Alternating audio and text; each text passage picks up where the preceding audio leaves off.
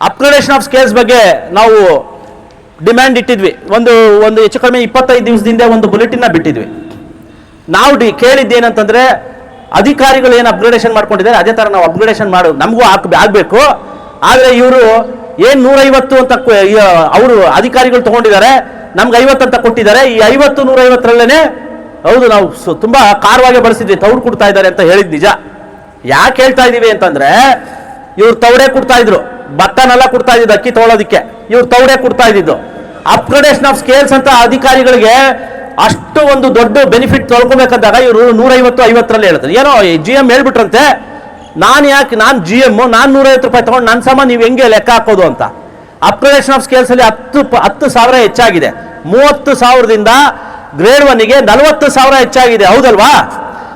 ಯಾರು ಗ್ರೇಡ್ 2 ಸೇರ್ಕೋತಾರೆ ಅವ್ರದ್ದು 50,000 ರೂಪಾಯಿ. ಇವತ್ತು ಯಾರೇ ಹೊಸಬ ಬಂದ್ರು ಕೂಡ ಮ್ಯಾನೇಜ್ಮೆಂಟ್ ಟ್ರೈನೀಸ್ ತಗೊಂತಾರೆ. ಮ್ಯಾನೇಜ್ಮೆಂಟ್ ಟ್ರೈನೀಸು ಬರೋದು ಎಲ್ಲಿಗೆ 40,000 ಬರ್ತಿದ್ದ ಕಡೆ 50,000 ಬರುತ್ತೆ. ಅಂದ್ರೆ ಏನರ್ಥ? 10,000 ಹೆಚ್ಚಾಯ್ತು ಅಂತ ಅರ್ಥ. ಅವ್ರು 10,000 ಪಡ್ಕೋಬಹುದು, ನಮಗ್ ಬೇಡವಾ? ಇವ್ರು ಹೇಳ್ತಾರೆ ಇವತ್ತಿರೋಂಥವ್ರು ಅಪ್ಗ್ರೇಡೇಷನ್ ಆಫ್ ಸ್ಕೇಲ್ಸ್ ನಮ್ಗೆ ಅಪ್ಲಿಕೇಬಲ್ ಆಗಲ್ಲ. ಯಾರೋ ಬುದ್ಧಿ ಇಲ್ದವ್ರು ಕೇಳ್ತಾ ಇದ್ದಾರೆ. ಯಾಕಾಗಲ್ಲ? ಮುಂದೆ ಬರೋ ಅಂತ ಕಾರ್ಮಿಕರಿಗೆ ಅನುಕೂಲ ಆಗೋದಿಲ್ವಾ? ಮುಂದೆ ಬರುವಂತ ಕಾರ್ಮಿಕರಿಗೆ ಯಾಕೆ ಅನುಕೂಲ ಆಗಲ್ವಾ ಅಂತ ನಾನು ಹೇಳ್ತೀನಿ ಕೇಳಿ. SS is equivalent to grade 1 ಒಪ್ತೀರಾ? ಯಾರು ಮಾಡಿದ್ದು? ಇವರೇ ಪಾರ್ಟಿಗೆ. ಈ ಎರಡು ಗುಂಪಿದ್ದವರೇ ಪಾರ್ಟಿ, ಅವರೇ ಜಾರಿ ಮಾಡಿದ್ರೆ, ನಾವು ತಂದದ್ದಲ್ಲ. SS is equivalent to grade 1 ಅಂತ ತಂದದ್ದು. ಅಂದ್ರೆ in all respects except incentives ಅಂತ ಕ್ಲಿಯರ್ ಆಗಿ ಹೇಳಿದ್ದಾರೆ. ಇವತ್ತು ಕೂಡ ಟ್ರೈ ಪಾರ್ಟಿ ಅಗ್ರಿಮೆಂಟ್ ಹಾಗೆ ಇದೆ. ಅಂದ್ರೆ ಅವ್ರದ್ದು 30,000 ಇದ್ದಿದ್ದು 40,000 ಆದ್ರೆ ನಮ್ಮ SS ಕೂಡ ಸ್ಟಾರ್ಟಿಂಗ್ ಬೇಸಿಕ್ ಎಷ್ಟಿದೆ? 40,000. ಅವ್ರು ಹೇಳೋದೇನು? ಅವರು ಲಾಜಿಕ್ ಏನು? 40,000 ಅಂತಂದ್ರೆ ನಮ್ದಾಗಲೇ 70,000 ಕ್ಲಾಸ್ ಆಗೋಗಿದೆ, SSಗೆ ಇದು ಅನ್ವಯ ಆಗಲ್ಲ ಅಂತ. ಆದರೆ ಅಪ್ಗ್ರೇಡೇಷನ್ ಮಾಡಿದ್ದೇ ಆದರೆ ಇಂಡಕ್ಷನ್ ಯಾರು ಹಾಕ್ತಾರೆ ಇವತ್ತು 23,000ರಿಂದ 30,000 ಇದೆಯಲ್ಲ, ಅದು 33,000ರಿಂದ 40,000 ಆಗೋದಿಲ್ವಾ?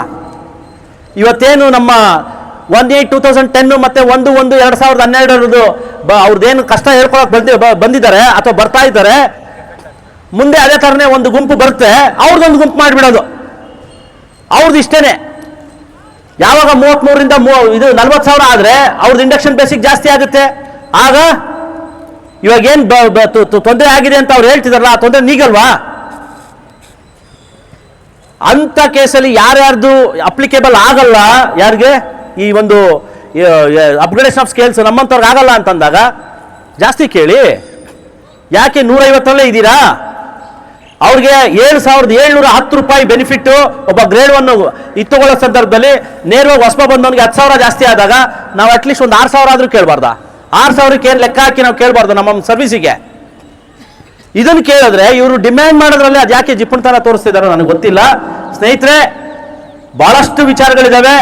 ಎಲ್ಲ ವಿಚಾರನೂ ಕೂಡ ಏನಾದರೂ ನಾವು ಅಡ್ರೆಸ್ ಮಾಡೋದು ಅದು ಕಾರ್ಮಿಕರ ಪರವಾಗೇ ಇರುತ್ತೆ ಹೊರತು ಯಾವುದೇ ಕಾರಣಕ್ಕೂ ಕೂಡ ಕಾರ್ಮಿಕರನ್ನ ನಾವು ಬಲಿ ಕೊಡಕ್ಕೆ ಬಿಡೋದಿಲ್ಲ. ಮುಂದೆನೂ ಕೂಡ ಹರಾಸ್ಮೆಂಟು ಅದು ಇದು ಏನೇನೋ ಕಥೆಗಳು ಹೇಳ್ತಾರೆ. ಇವತ್ತು ಏನಾಗಿದೆ HAನಲ್ಲಿ ಒಂದು ಹೇಳ್ತಾರೆ, ನಾವು ಎಲ್ಲ ಪನಿಷ್ಮೆಂಟ್ ತೊಗೊಂಡಿರೋದು. ಪನಿಷ್ಮೆಂಟು ಆಫೀಸ್ ಬೇರೆಯವ್ರಿಗೆ ಆಗ್ಬಿಟ್ರೆ ನಮ್ಮ ಕಾರ್ಮಿಕರು ಯಾರಾದರೂ ಏನಾದರೂ ಮಾತಾಡೋಕ್ಕಾಗತ್ತಾ? ಯಾರಾದರೂ ಹಕ್ಕುಗಳನ್ನ ನಾವು ಪ್ರತಿಪಾದನೆ ಮಾಡೋಕ್ಕಾಗತ್ತಾ? ಕಾರ್ಮಿಕರಿಂದ ಶುರುವಾಗುತ್ತೆ ಯಾವುದೇ ಒಂದು ಹಕ್ಕಿನ ಹೋರಾಟ. ಆಫೀಸ್ ಬೇರೆಯವ್ರಿಗೆ ಪನಿಷ್ಮೆಂಟ್ ಆಗೋಯ್ತು ಅಂತಂದ್ರೆ ಯಾವ ಕಾರ್ಮಿಕ ನಮ್ಮ ಹಕ್ಕನ್ನ ಕೇಳ್ತಾನೆ? ಯಾವ್ದಾನ ಕಾರ್ಮಿಕ ಹಕ್ಕನ್ನು ಕೇಳದಂತ ಸಂದರ್ಭದಲ್ಲಿ ನಾವು ಫೇಲ್ ಆದಂತ ಮಾತ್ರ ನಾವು EC ಮೆಂಬರ್ನ ಕರಿತೀವಿ, ಆಫೀಸ್ ಬೇರೆಯವ್ರನ್ನ ಕರಿತೀವಿ. ಇವತ್ತು ಹಕ್ಕುಗಳನ್ನ ಕೇಳದೆ ಇರುವಂತ ಪರಿಸ್ಥಿತಿ ಬಂದಿದೆ. ಇದ್ರದ್ದು ಸದುಪಯೋಗ ಯಾರು ಪಡ್ಕೋತಾ ಇದ್ದಾರೆ ಅಂದ್ರೆ ಮ್ಯಾನೇಜ್ಮೆಂಟ್ ತುಂಬಾ ಚೆನ್ನಾಗಿ ಪಡ್ಕೋತಾ ಇದೆ. ಇರೋ ಬರೋ ಬೆನಿಫಿಟ್ಸ್ನೆಲ್ಲನೂ ಕೂಡ ನಾವು ಏನು ಸಂಪತ್ತನ್ನ ಸೃಷ್ಟಿ ಮಾಡಿದೀವಿ, ಈ ಸಂಪತ್ತು ಸೃಷ್ಟಿನಲ್ಲಿ ಹೆಚ್ಚಿನ ಪಾಲು ಅಧಿಕಾರಿಗಳು ಪಡ್ಕೋತಾ ಇದ್ದಾರೆ. ಕಾರ್ಮಿಕರನ್ನ ತುಂಬಾ ನಿಕೃಷ್ಟವಾಗಿ ಕಾಣ್ತಿದ್ದಾರೆ. ಈ ದಿಸೆನಲ್ಲಿ ನಾವು ನಮ್ಮ ವಾಯ್ಸು, ನಿಮ್ಮ ದನಿಯಾಗಿ ನಾವು ಗಟ್ಟಿಯಾಗಿ ಏರ್ ದನಿಯಲ್ಲಿ ನಾವು ಮಾತಾಡಬೇಕು ಅಂತಂದ್ರೆ ಇಡೀ ವಜ್ರನ ನೀವು ಗೆಲ್ಸ್ಕೊಡ್ಬೇಕಾಗಿದೆ. ತಾವೆಲ್ಲರೂ ಕೂಡ ಈ ದಿಸೆನಲ್ಲಿ ತಾವು ಇಡೀ ವಜ್ರನ ಗೆಲ್ಸೋ ಪ್ರಯತ್ನ ಮಾಡ್ತೀರಾ ಅಂತ ಹೇಳ್ತಾ ಎಲ್ಲ ಕಾರ್ಮಿಕರಲ್ಲೂ ಕೂಡ ಮನವಿ ಮಾಡ್ಕೊಳ್ಳಿ.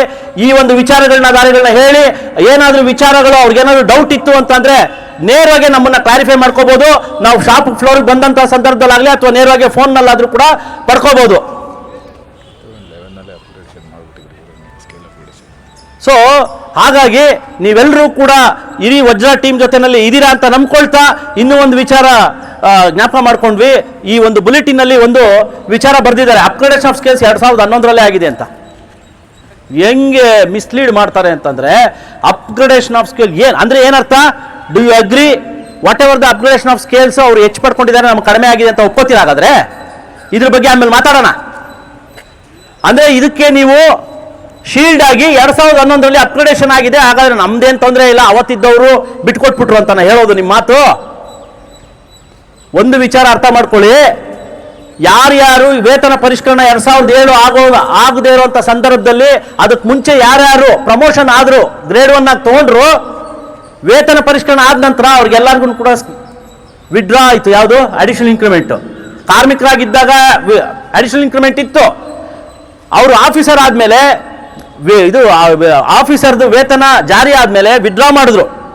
ವಿಡ್ರಾ ಮಾಡೋಂಥ ಸಂದರ್ಭದಲ್ಲಿ ನಾವು ಅಡಿಷನಲ್ ಇನ್ಕ್ರಿಮೆಂಟ್ನ ಉಳಿಸ್ಕೊಂಡ್ವಿ. ಅಡಿಷನಲ್ ಇನ್ಕ್ರಿಮೆಂಟ್ಸ್ ಉಳಿಸ್ಕೊಂಡಿದ್ದಂಥ ಸಂದರ್ಭದಲ್ಲಿ ಸಮಕಾಲೀನವರು ಒಂದೇ ಬ್ಯಾಚಲ್ಲಿ ಇಬ್ರು ಬಂದಿರ್ತಾರೆ ಅನ್ಕೊಳ್ಳಿ, ಒಬ್ರು ಅಧಿಕಾರಿಯಾಗಿ ಹೋದ್ರು, ಇನ್ನೊಬ್ರು ಅಧಿಕಾರಿ ಆಗದೆ ಹಾಗೆ ಉಳ್ಕೊಂಡ್ರು. ಅಧಿಕಾರಿ ಆಗದೆ ಹಾಗೆ ಉಳ್ಕೊಂಡವ್ರದ್ದು ಅಡಿಷನಲ್ ಇನ್ಕ್ರಿಮೆಂಟ್ ಸ್ಪೆಷಲ್ ಪೇ ಆಗಿ ಉಳಿತು. ಆದ್ರೆ ಅಧಿಕಾರಿಯಾಗಿ ಯಾರು ಪ್ರಮೋಟ್ ಆದ್ರಲ್ಲ ಅವ್ರದ್ದು ಅಡಿಷನಲ್ ಇನ್ಕ್ರಿಮೆಂಟ್ ವಿಡ್ರಾ ಆದಂತ ಸಂದರ್ಭದಲ್ಲಿ ತುಂಬಾ ವ್ಯತ್ಯಾಸಗಳಾಯ್ತು. ಯಾವ್ದ್ರಲ್ಲಿ? ಬೇಸಿಕ್ ಅಲ್ಲಿ ಇಬ್ರು ಕಾರ್ಮಿಕರಾಗೆ ಸೇರಿದ್ದು, ಒಟ್ಟಿಗೆ ಸೇರಿದ್ದು, ಅಧಿಕಾರಿ ಆಗಿದ್ದಕ್ಕೆ ಕಡಿಮೆ ಆಯಿತು ಅನ್ನೋ ಸಂದರ್ಭದಲ್ಲಿ ಇವರೆಲ್ಲರನ್ನೂ ಕೂಡ HAOG ಮೂಲಕ ಮ್ಯಾನೇಜ್ಮೆಂಟ್ನ ಹಲವಾರು ಮೆಮೊರಾಂಡಮ್ ಕೊಟ್ಟಂತ ಸಂದರ್ಭದಲ್ಲಿ ಮ್ಯಾನೇಜ್ಮೆಂಟ್ ಒಂದು ಸರ್ಕ್ಯುಲರ್ ಬಿಟ್ರಪ್ಪ. ಏನಂತ? 2 ಫಾರ್ಮುಲಾ ಕೊಟ್ಟರು. ಆ ಫಾರ್ಮುಲಾ ಇವತ್ತು ನನಗೆ ಜ್ಞಾಪಕ ಇಲ್ಲ. ಅದರಲ್ಲಿ ಯಾವುದು ನಿಮ್ಗೆ ಅನುಕೂಲ ಆಗುತ್ತೋ ಅದನ್ನು ನೀವು ಆಯ್ಕೆ ಮಾಡ್ಕೊಳ್ಳಿ ಅಂತ ಅಷ್ಟೇ. ಯಾವ್ದು ಅನುಕೂಲ ಆಗುತ್ತೋ ಅದನ್ನು ನೀವು ಆಯ್ಕೆ ಮಾಡ್ಕೊಳ್ಳಿ ಅಂತ, ಅದನ್ನ ಅಪ್ಗ್ರೇಡೇಷನ್ ಆಫ್ ಸ್ಕೇಲ್ಸ್ ಅಂತ ಇವ್ರು ಕರೀತಾರಪ್ಪ. ನನಗಂತೂ ಅರ್ಥ ಆಗ್ತಿಲ್ಲ. 400-500 ರೂಪಾಯಿ 700 ರೂಪಾಯಿ ಹೆಚ್ಚಾಯ್ತು ಅಷ್ಟೇ ಅವ್ರಿಗೆ. ಅದು ಎಲ್ರಿಗೂ ಅಲ್ಲ, ಎಲ್ರಿಗೂ ಅನ್ವಯ ಆಗಲಿಲ್ಲ. ಅದು ಇರೋದೇ ಕಂಟಿನ್ಯೂ ಮಾಡಿದ್ರು ಸುಮಾರು ಜನ. ಯಾರಿಗೆ ಕೆಲವು ಅಧಿಕಾರಿಗಳಾಗಿದ್ರು ಅವ್ರಿಗೆ ಮಾತ್ರ ಅದು ಅನ್ವಯ ಆಯಿತು. ಇದನ್ನ ಇಲ್ಲಿ ಮಿಸ್ಲೀಡ್ ಮಾಡೋದು ಹೇಗೆ ಅಂತಂದ್ರೆ, ಅಪ್ಗ್ರೇಡೇಷನ್ ಆಫ್ ಸ್ಕೇಲ್ಸ್ 2011ರಲ್ಲೇ ಆಯಿತು ಅಂತ ಹೇಳೋ ಮಾತು. ಇನ್ನೊಂದು ವಿಚಾರ,